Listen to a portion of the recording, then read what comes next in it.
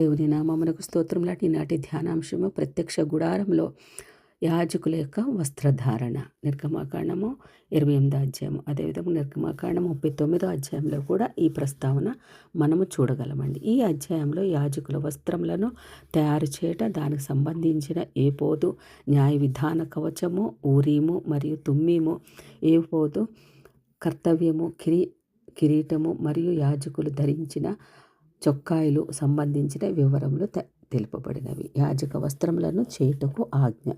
నిర్గమాకాండం 28వ అధ్యాయం 1-5 ప్రతిష్ఠిత యాజక వస్త్రధారణకు సంబంధించిన ఆజ్ఞ ఇవ్వబడినది.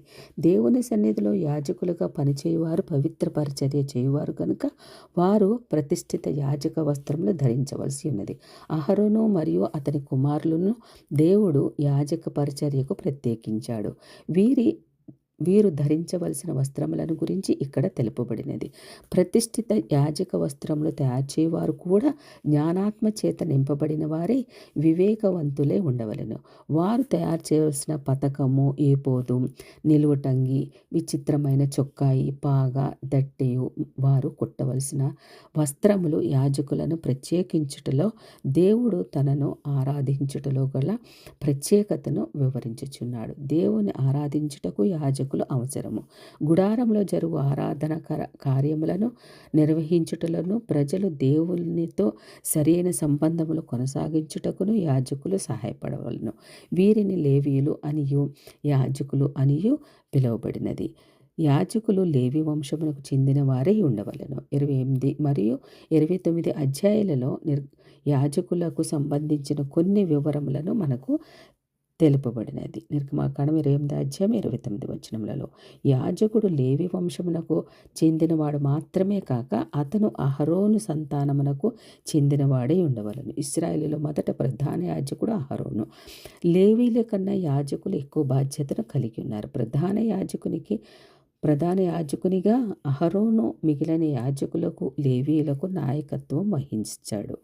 యాజకులు గుడారంలో నిత్యము బలులు అర్పించవలను. గుడారపు నిర్వహణ బాధ్యతలు కలిగి ఉందరు మరియు దేవుని వెంబడించవలసిన విధానములు ప్రజలకు తెలియచేయుచుందరు.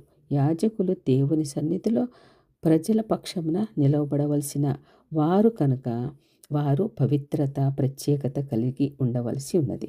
యేసుక్రీస్తు ప్రధాన యాజకునిగా సిలువలో తన శరీరమును బలి అర్పించటం వలన నేటి యాజకులకు బలులు అర్పించవలసిన బాధ్యత లేదు. కానీ ప్రత్యేకంగా జీవించి ప్రజలను దైవ మార్గంలో నడిపించవలసిన బాధ్యత కలిగి ఉన్నారు సేవకులు. ఏపోదు. నిర్గమాకాండం 28వ అధ్యాయం 6-14 ఈ వాక్య భాగంలో ఏపోదును గురించిన వివరణ ఇవ్వబడినది. ఏపోదు కూడా పరిశుద్ధ యాజక పరిచర్య యాజకులు ధరించవలసిన ఒక పవిత్ర అంగీని పోలి ఉండును. అది బంగారముతోనూ నీల ధూమ్ర రక్తవర్ణం గలదై పేనిన సన్నని నారాతోనూ చిత్రకారుని పనిగా ఉంటుంది. ఇది భుజముల దగ్గర మాత్రమే కలపబడి ఉండును. ఏపోదు పైన దట్టిని ధరించాలి. 2 లేత పచ్చలపై ఒక్కొక్క దానిపైన ఇశ్రాయేలుల 6 గోత్రముల చొప్పున 12 గోత్రముల పేర్లు చెక్కవలెను. ఆ విధంగా ఇశ్రాయేలుల భారమును యాజకుడు వహించి దేవుని సన్నిధికి వచ్చినప్పుడు వారి పేర్లను భరించును. యాజకుడు ప్రజల భారమును మోయవలననియు వారి పక్షముగా దేవుని సన్నిధికి రావాలననియు జ్ఞాపకము చేయుచున్నది. ఆమేన్.